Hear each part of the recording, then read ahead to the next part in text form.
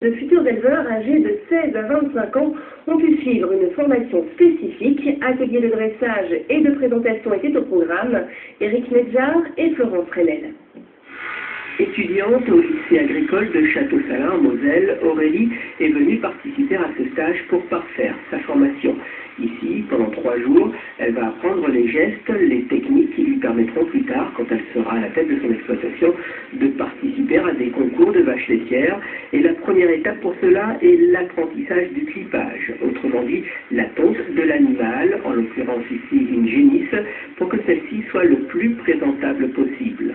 Donc il faut montrer si l'animal doit rester calme. Ce qui est loin d'être évident. Les 30 stagiaires n'ont que 3 jours pour se former à cette technique et les génisses mises à leur disposition ne se sont jamais pliées à ce genre d'exercice. D'où une certaine nervosité au cours de l'étape qui suit aussi, celle de la présentation de l'animal au jury. Il y a une certaine manière de présenter les animaux.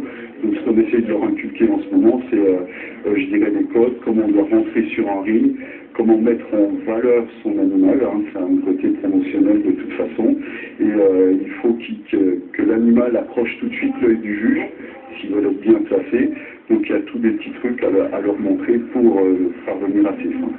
Et les occasions ne manquent pas d'exhiber ses plus belles bêtes, du comice cantonal au concours national, le must étant bien sûr celui du Salon de l'Agriculture de Paris.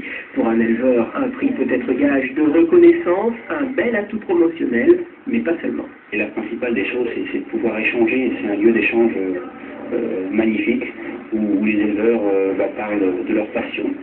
Et entre éleveurs, on a tous, je dirais, les mêmes problèmes, les mêmes joies. Et c'est un lieu privilégié parce qu'un concours, ça dure sur plusieurs jours, on passe les soirées ensemble et ça permet des échanges. C'est une très belle école. Ainsi, après avoir été préparés, pomponnés, présentés, les génisses ont ensuite dû se plier au rituel de la séance photo, ultime étape du stage. Dans quelques années, qui sait, l'un de ces apprentis éleveurs, l'une des bêtes présentes lors de cette formation seront peut-être les vedettes d'un concours agricole. Et c'est